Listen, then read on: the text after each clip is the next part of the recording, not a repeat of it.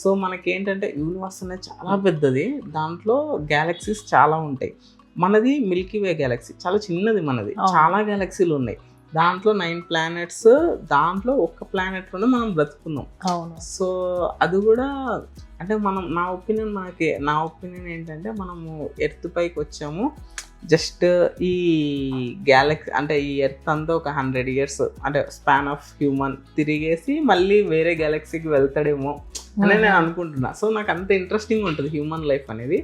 కానీ ఏమవుతుందంటే హ్యూమన్స్ ఇక్కడికి వచ్చేసి లేనిపోని క్యాస్ట్, రిలీజియన్ అని వాళ్ళే బౌండరీస్ పెట్టుకొని వార్స్ చేసుకొని, పూర్వం నుంచి వాళ్ళే ఒక సొసైటీ క్రియేట్ చేసుకొని మనము స్వేచ్ఛ అంటే చాలా క్వశ్చన్ మార్క్ హ్యూమన్సే వాళ్ళ ఫేస్ పైన వాళ్ళే క్రియేట్ చేసుకుంటారు అన్నమాట.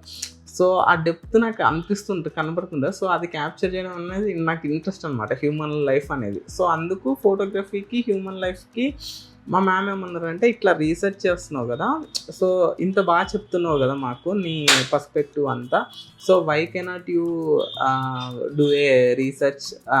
ఇప్పుడు మామూలుగా పిహెచ్డి వాళ్ళు రీసెర్చ్ పేపర్ రాస్తారు బేసిక్గా, కానీ మా మ్యామ్ ఏమన్నారంటే పీజీలోనే నువ్వు అయిపోయే లోపల నువ్వు సబ్మిట్ చేసేస్తే that will be the most, నీకు ఇంత మంచి ఐడియా ఉంది కదా హ్యూమన్ లైఫ్ పైన, ఫోటోగ్రఫీ పైన, వై కెనాట్ యూ డూ అని అన్నారు అనమాట.